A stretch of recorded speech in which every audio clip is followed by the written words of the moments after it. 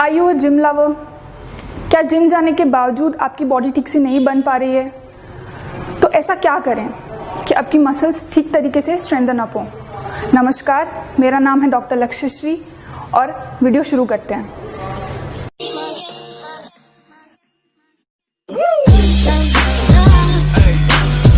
पहले हमने पढ़ा कि फोर्स क्या है।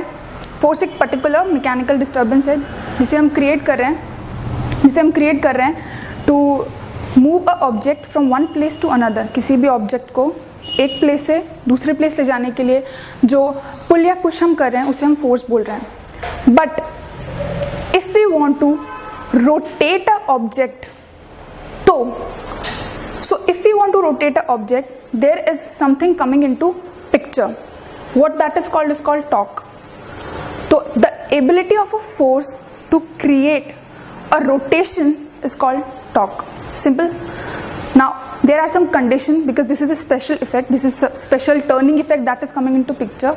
तो उस special turning effect के लिए हमारे पास कुछ special conditions होंगी।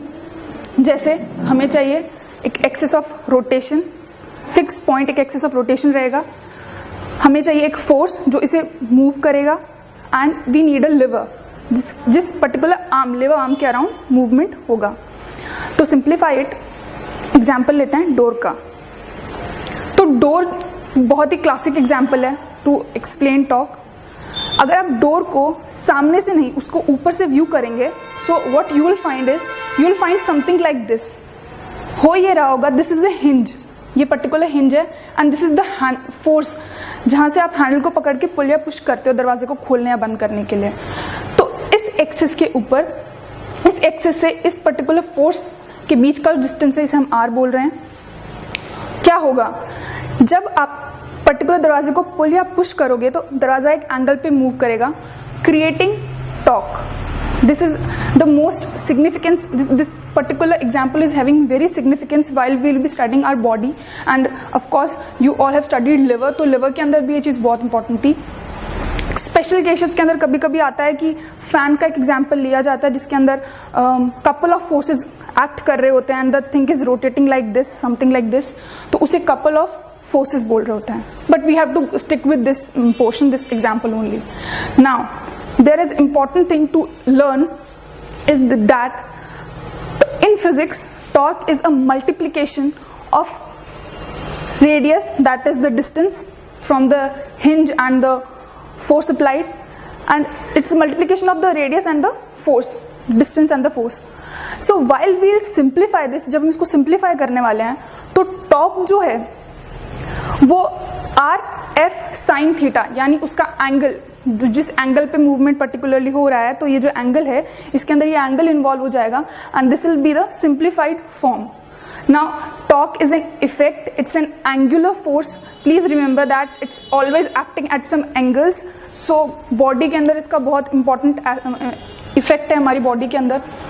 Now I will go with the like more examples regarding your body, your biomechanics.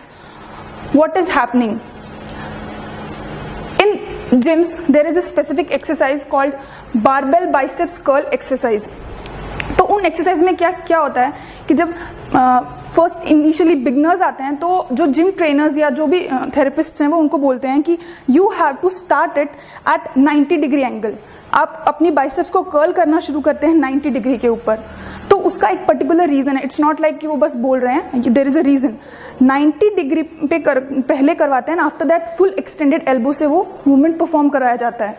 तो उसका रीज़न ये है कि while you are doing it at your 90 degree पे जब आप परफॉर्म कर रहे हैं तो जो साइन थीटा की वैल्यू है वो सबसे ज़्यादा है, 90, साइन 90 की वैल्यू है, और आपका जो टॉर्क प्रोड्यूस हो रहा है वो सबसे ज़्यादा प्रोड्यूस हो रहा है, जिसकी वजह से आपको एफर्ट कम करना पड़ रहा है।